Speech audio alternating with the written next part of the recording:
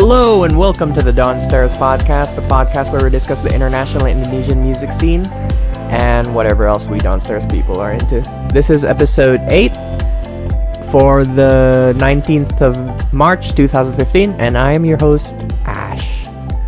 In this week's episode, we are going to interview Rekkazan of Install. Install is a two-man Vocaloid group, I suppose. And my fascination of Vocaloid started a couple of months ago, when I saw Hatsune Miku perform "Sharing the World" on David Letterman. I know I've been aware of the Vocaloid phenomenon for a couple of years now, but since I'm not really into the J music scene, it hasn't really touched me. But then after the Letterman appearance, I started to dig in, and I found this guy, Rekkazan of Install, and he provided some really cool insights for a newbie to Vocaloid like myself. Now, before we play you the interview, I would like to remind you to like us on Facebook and do some comments on the YouTube and stuff, share if you like it. And that's pretty much it. So we're still working on the iTunes feed. Alright. Without further ado, this is the interview with Rekkazan in 5, 4, 3, 2. Hi. Here we are in Tongji Ciwok, Ciamplas Wok in Bandung. And I'm Ash. And today we have Rekkazan from Install. Am I correct? Yeah, Rekkazan from Install Vocaloid Works. Hello. Hey. And somewhere in the background doing marvelous art is Karina, Riesling, Zhang. Say hi. Test 1, 2, 3. That's her. Okay, so the reason why I wanted to talk to you today, Rekkazan, is that I've been interested in Vocaloid in general, and primarily this kind of sort of interest came when a couple of months ago I saw on YouTube Hatsune Miku's US television debut on David Letterman. She sang "Sharing the World." Did you catch that? Yeah, I know that show caused quite a stir in the Vocaloid community. Oh, seriously? Yeah, because many people felt that that show didn't quite picture how we see Hatsune Miku in general. Because they used English voice bank or something, and because the song that they presented was not a popular song, something like that. So many people said that no, this shouldn't be how Miku does her debut in America. See, so from Rekkazan's immediate response to that question, I kind of get the feeling that there is way more to the Vocaloid world than just Hatsune Miku, and this is the thing that interests me the most. Rekkazan, how long have you been a Vocaloid engineer? I should say Rekkazan is from Install, and he's a Vocaloid engineer. How long have you been dabbling in Vocaloid or doing Vocaloid as your main music thing? The first time I tried using a Vocaloid software was around maybe 4 years ago. But the first time I actually created a complete song and published it, it wasn't my... what is it? I didn't do it alone. I did it with a friend, a collaboration at that time. And we released a song titled Bright Day in 2012. And that was probably our first completed Vocaloid work. Yeah. So, how did you start out wanting to make a song in Vocaloid? As I understand it, there's a certain kind of musical, at least for me, there's a kind of sort of musical leap between writing songs, singing them vocally, and then getting that idea that I want to have a voice synthesizer, I guess, sing the song for me. How did you make? What was your kind of sort of story where you wrote songs and you wanted a machine to sing it? Well, at first, me and my friend Zhang from the same circle, Install Vocaloid Works, we used to be the members of the same band. The band called Hyoden. We played around 1 year in 2006 until 2007, and then we felt that we want to create songs. We want to create original songs, but around that time the band disbanded, so we didn't have a vocalist. And then we met DAWs. We knew that we can make music even without personnels, even without band personnels, but we can't sing. Yeah. So we tried to look for another alternative, and Vocaloid is a very interesting software because we don't need singers to sing our songs. Yeah. So it's probably because of that. Yeah. And around 2008, the Vocaloid community in Indonesia started to grow, and it became mainstream, and especially after the first Hatsune Miku live concert in Japan, it became widely known in Indonesia. So we thought it's a good time to make Vocaloid songs. Yeah. So I got curious and I started downloading these Vocaloid software on my own. And one of the splash screens for the installer, the Miku installer, is something along the lines of "We are making the perfect vocalist," or something like that, like a certain making the perfect voice. There's a sentiment that, at least in the literature from Yamaha, that they're trying to make Miku or any kind of Vocaloid kind of sort of somewhat there to where they can replace actual human singers. Do you actually see that happening, or is it really just Yamaha trying to hype up their product?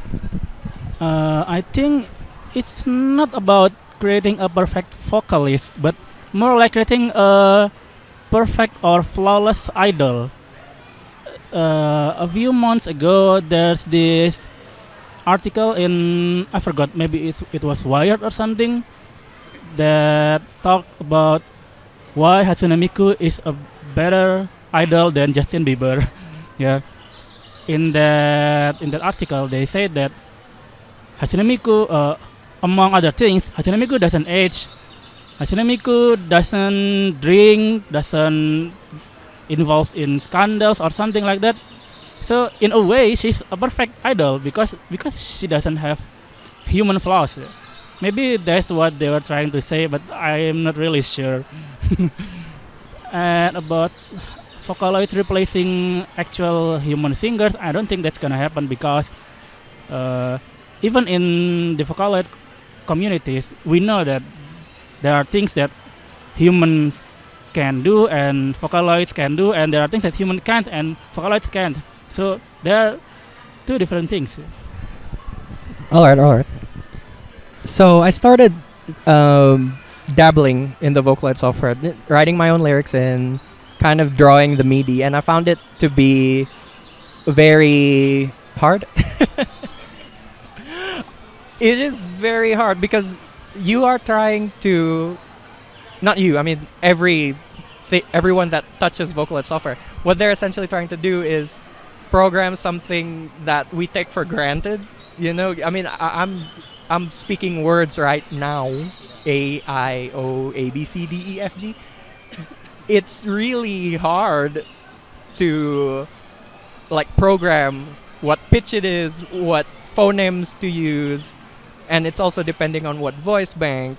How did you get over the first frustration hump? How did you do it?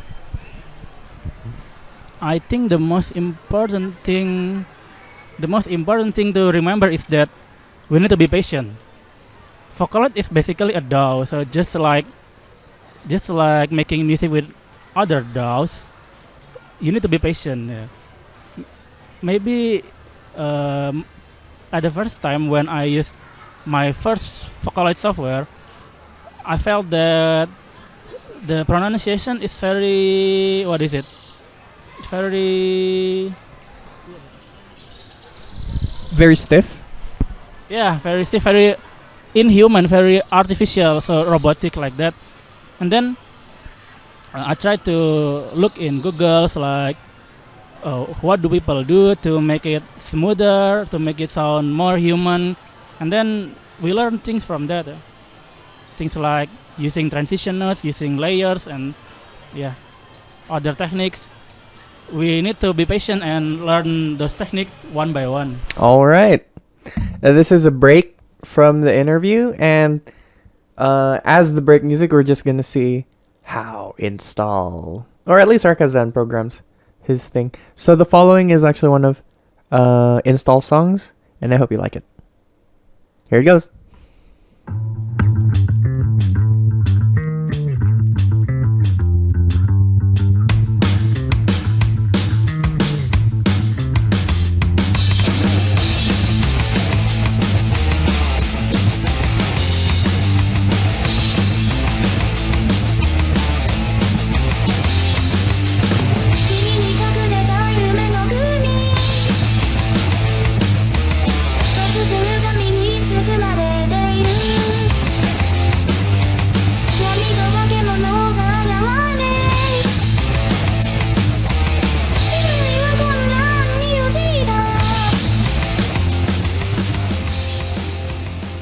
All right. Just a snippet for now, but we'll play the full thing later after the second part of the interview is over.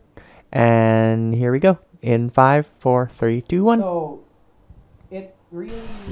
So it really startled me that there seems to be a growing number of Indonesian Vocaloid engineers, such as yourself.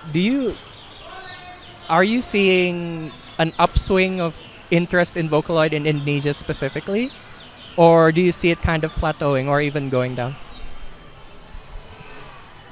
It's growing right now, yeah, that's true.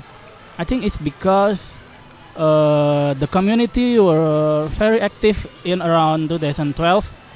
There were people who created, centralized community. There's this forum called Vocapos. It's quite a large forum back then. So people used to submit their works to that forum, and then they will publish them to various sites from... Is it Indonesian? Yes, it's Indonesian. Every member is Indonesian. They used to publish the songs to sites like SoundCloud, YouTube, or Nico Nico Doga. And then some of the songs, some of those producers are really good, and some of their songs got recognized by Japanese producers. And I think that was around when the Vocaloid community in Indonesia grew rapidly. Is there, like, for our listeners that are not, for the listeners that are complete newbies to Vocaloid music, is there any kind of sort of compilation or releases you would recommend for us to listen to like get our start in listening to Vocaloid music? From Indonesian producers, or... Let's start Indonesian and then we can go to the Japanese list, I guess. Right now, the most prominent Vocaloid producers in Indonesia is considered to be Krafttuner. Do you know Krafttuner? No, not necessarily. Can you spell that for our listeners? Krafttuner is spelled Kraftuner. Krafttuner. It's a wordplay of craft and tuner. Yeah. They are communities, a Vocaloid community that consists of maybe the best producers from the previous forum. Is that person one person or is it a circle? It's a circle, and I think it's pretty big, because they have various producers and they have multiple illustrators and they have, I don't know. I'm not a part of that community, so I don't really know about them. But what I know is that they make really good songs and they're pretty big. So definitely check that out. But who is like the leading producer in Japan itself? In Japan, you mean Japanese producer? Yes, yes. That's quite arguable because in Japan, Vocaloid is very big, and there are so many popular producers. My personal favorite is 40 meter P. They call it Yonju meter P, and Toku P. They are both my favorite producers, and they make very good songs. Toku P is a professional composer, and he makes songs for popular artists like Lisa and I forgot Kinky Kids or something. And he also has a band that is called Garnidelia, and they are very popular. All right. So that's the popular producers in Indonesia and Japan. So let's get back to your work in Install. So are you writing? You mentioned that you were in a band before. Are these songs kind of left over from the band days, or are you purpose-built making these songs for this specific Vocaloid? Which Vocaloid are you using on this? We are using Gumi. All right. Are you writing specifically for Gumi, or was it like songs from the past? Well, for this, our first EP has 6 songs, and from the songs, most of them are written specifically for Gumi. Maybe around 4 songs were written just for this CD, but there are 2 songs that were all songs, and we're kind of doing a remake or something like that. As I understand it, the way Yamaha promotes these new voice banks is through human embodiments of the voices. For the most popular would be Hatsune Miku herself, I guess. But sometimes people don't know that there are other characters, like, well, as you said, Gumi, and then Sweet Anne, and other things. Are you specific? And they have their kind of sort of purported personalities. When you're writing songs like specifically for Gumi or specifically for, let's say, Miku or some other Vocaloids in the future, are you thinking about how the song embodies that personality that's given by Yamaha, or is it totally irrelevant? I think I don't really know about this personality, because one of the main concept of Vocaloid is that every character is a blank slate or something like that. So they don't really have personalities. Maybe we can determine their personalities from their looks, but I don't think we should be confident in that artificial personality things. Many people use Hatsune Miku to create sad songs. Many people use her to create maybe metal songs or something like that, and there's no problem with that. As for us, we don't really think about the personality. We only think about the voice bank's voice. When we create a song, we must create a song that match the voice. If we use Gumi, she has a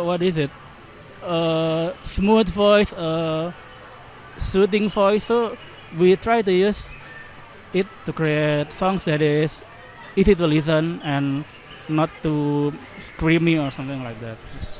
Right. So essentially, you're just writing based on the voice bank. Then the voice bank is suitable for these types of songs, and you naturally gravitate towards that. Okay.